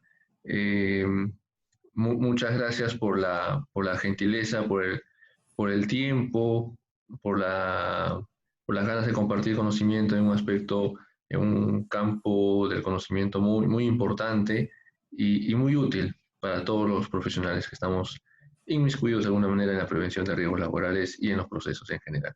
Muchas gracias. Gracias a todos. Gracias, César. Un abrazo a la distancia. Estamos entonces coordinando para el curso. No sé si tienes algo más que agregar, César. Muchas gracias, Humberto. Sí, solamente quiero cerrar la noche agradeciéndote en principio a ti Agradezco mucho tu invitación. Nos conocemos desde hace algunos años y sé que eres una persona que apuesta mucho por el conocimiento y por difundir este tipo de conocimientos que lamentablemente, como por ejemplo mencionaba alguien ahí en el chat, en el Perú no es poco, no es escaso, ¿no? Lamentablemente hay que recurrir al extranjero para poder adquirir este tipo de conocimientos y no debería ser así. No debería ser siendo un conocimiento tan importante y tan vital, debería estar más al alcance de todos, ¿no? Te agradezco de verdad el interés. Los invito, agradezco a todos en principio su participación esta noche y los invito pues, si lo estima, espero haber estado a la altura de sus expectativas y de ser el caso, los invito pues al curso que pronto se va a aperturar. Muchas gracias. Gracias a todos. Muchas gracias, César. A cuidarse bastante y Dios mediante nos estamos viendo entonces en el inicio del curso programado para la última semana de agosto. Estén atentos a las nuevas publicaciones de PMA, se vienen nuevos webinars, nuevos cursos con el interés de poder aportar a su formación. Muchas gracias. Cuídense todos. Nos vemos.